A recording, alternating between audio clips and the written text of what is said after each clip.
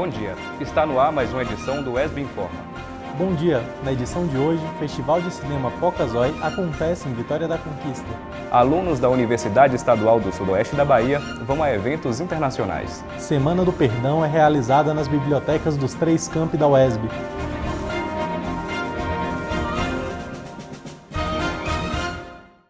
Em novembro, acontece a inauguração do Laboratório de Linguagens e Diversidade Sexual da UESB.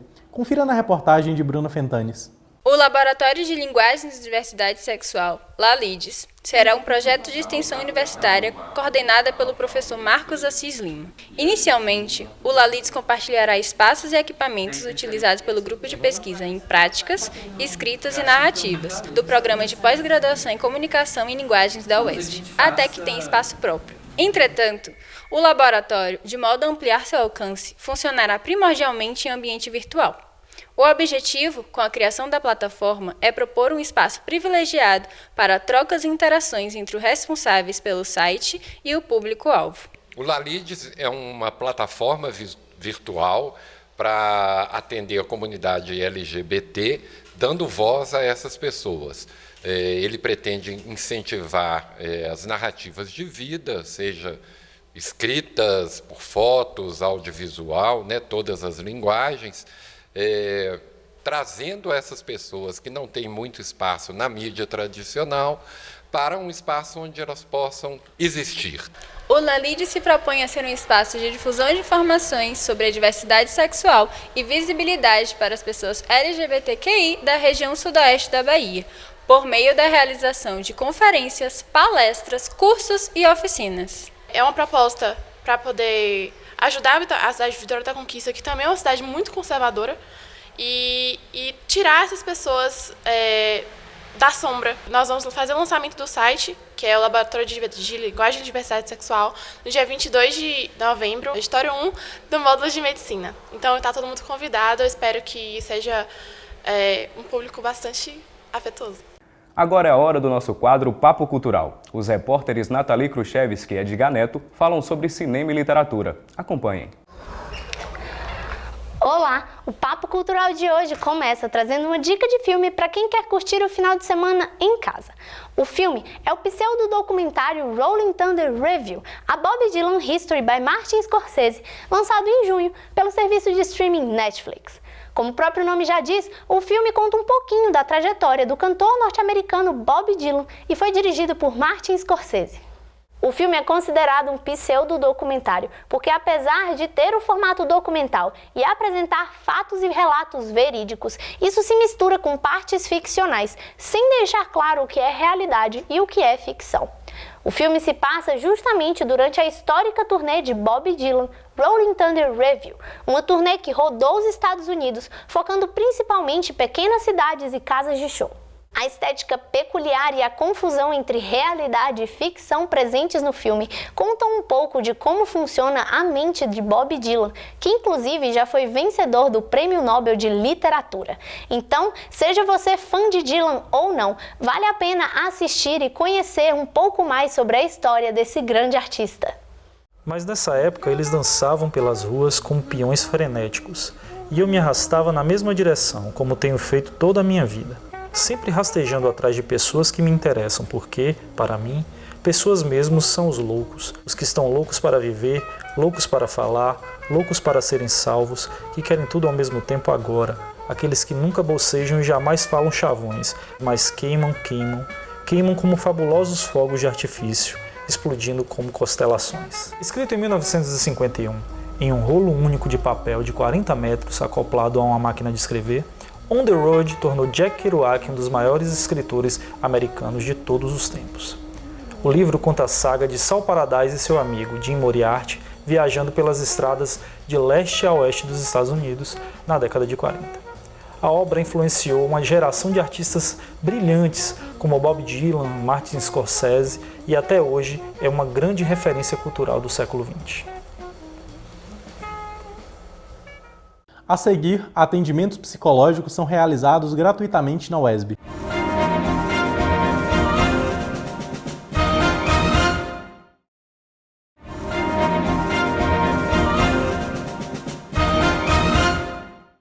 curso de Psicologia da Universidade Estadual do Sudoeste da Bahia oferece atendimentos gratuitos. Desde o início desse semestre, o curso de Psicologia da Universidade Estadual do Sudoeste da Bahia ampliou os plantões de atendimentos psicológicos gratuitos e passaram a operar não só no Núcleo de Práticas Psicológicas da UESB, localizado na Travessa 13 de Maio, no centro, mas também no PRAE e no Centro Universitário de Atenção à Saúde, o CEUAS, ambos situados no campus da UESB. Os atendimentos, que são supervisionados pelo professor Daniel Drummond, fazem parte da disciplina Prática em Teoria Fenomenológica do curso de Psicologia e visam fornecer atendimento psicológico de qualidade para a população. Dificuldades com a nossa maneira de ser, com as questões da vida, com o trabalho, com a família. Não precisa ser necessariamente estar com um transtorno psicológico ou num sofrimento muito grande. Mas a psicologia, então, ela tem como lidar com todos esses tipos de questões.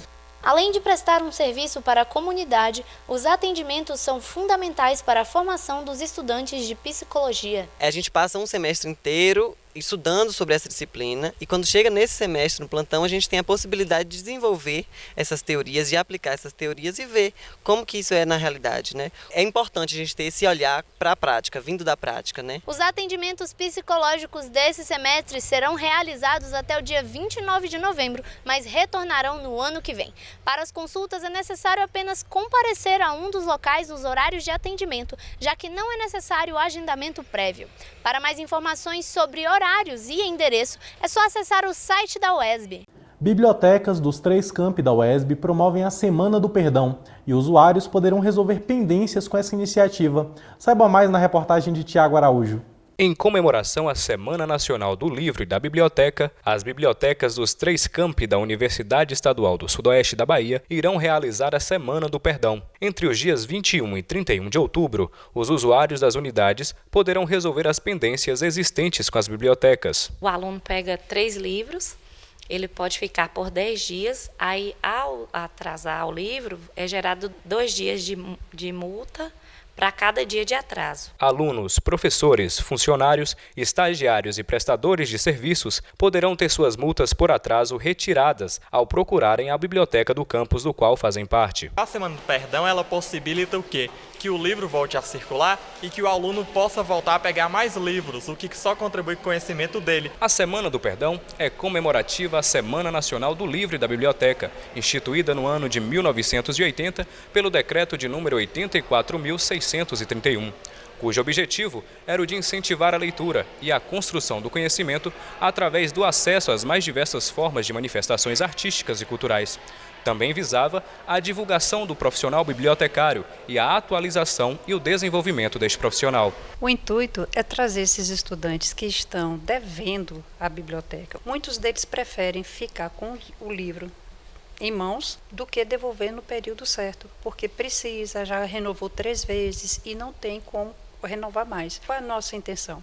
Exatamente isso, trazê-los de volta junto com os livros e perdoar, nesse período de 21 de outubro até 31 de outubro, essas multas. Para participar da Semana do Perdão, basta o usuário devedor comparecer à biblioteca de seu respectivo campus, portando o documento de identidade com foto. A seguir, segunda edição do Festival de Cinema Pocazói acontece em Vitória da Conquista.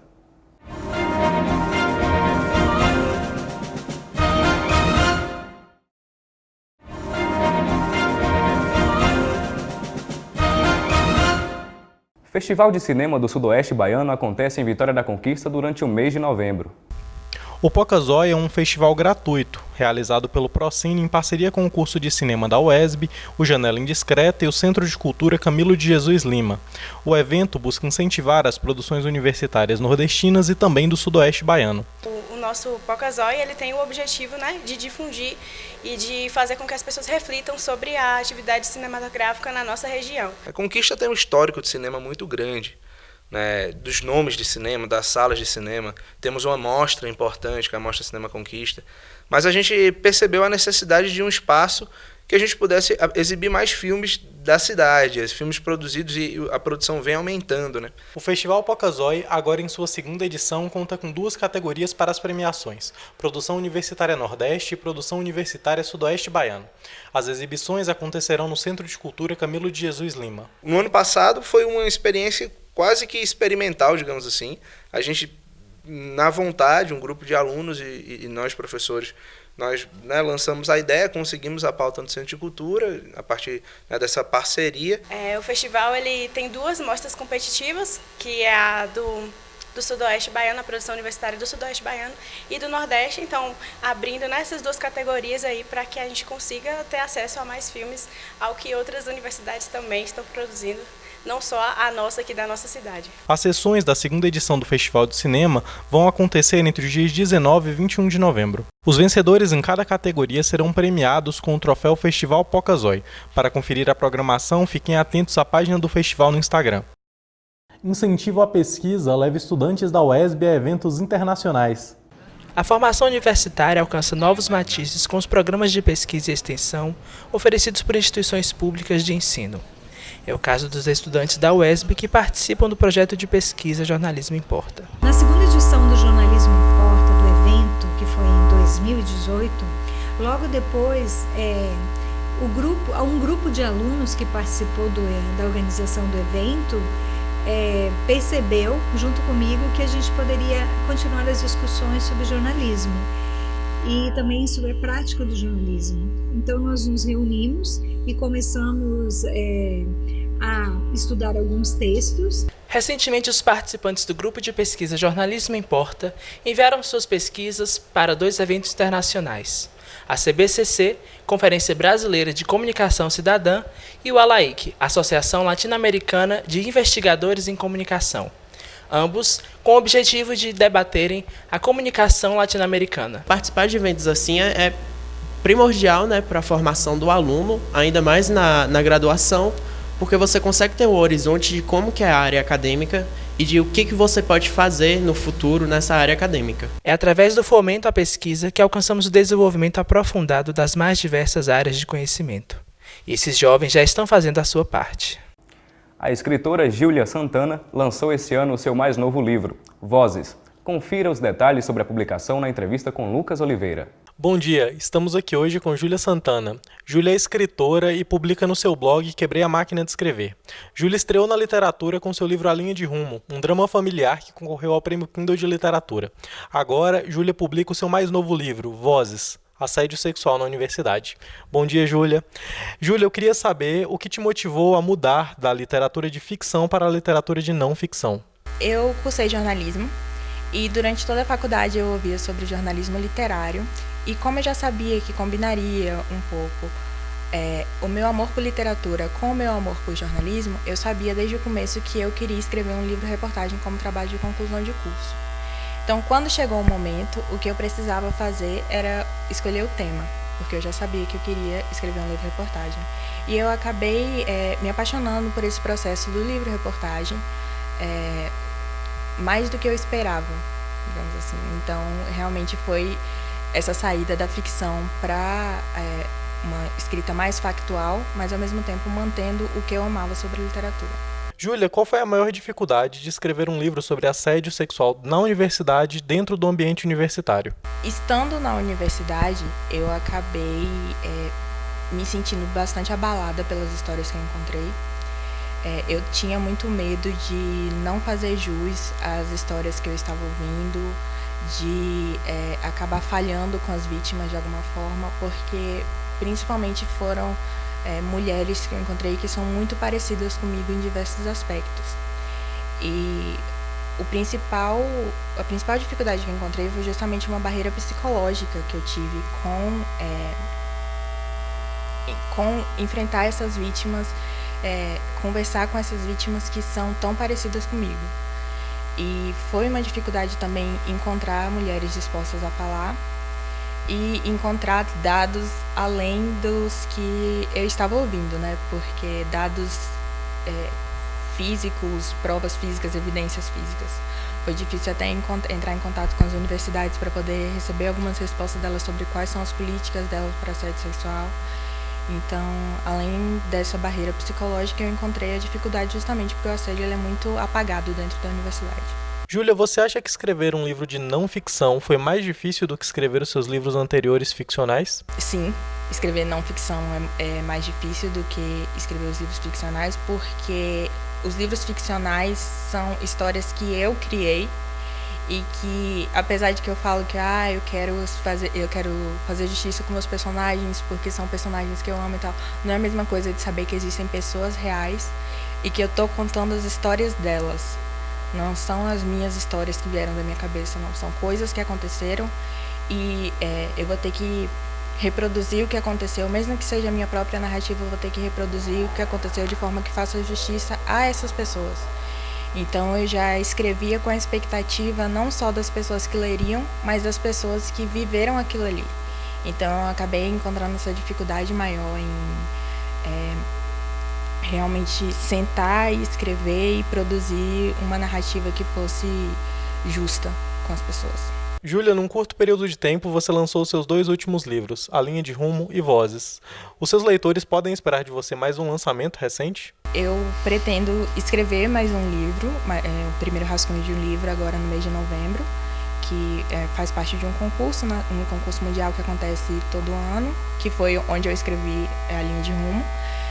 Agora, para publicação, o meu foco principal agora é lançar a edição corrigida de A Linha de Rumo, que vai sair em breve, e a versão física de Vozes. Então, assim, títulos novos, por enquanto, estão um pouco presos, digamos assim, mas também pretendo continuar trabalhando neles para fazer o lançamento mais próximo possível. E, por enquanto, eu quero trabalhar nesses primeiros rascunhos antes de editar e poder lançar eles para o mundo. Muito obrigado, Júlia. Voltamos aos estúdios. O ESB Informa fica por aqui. Tenha um bom dia. Bom dia.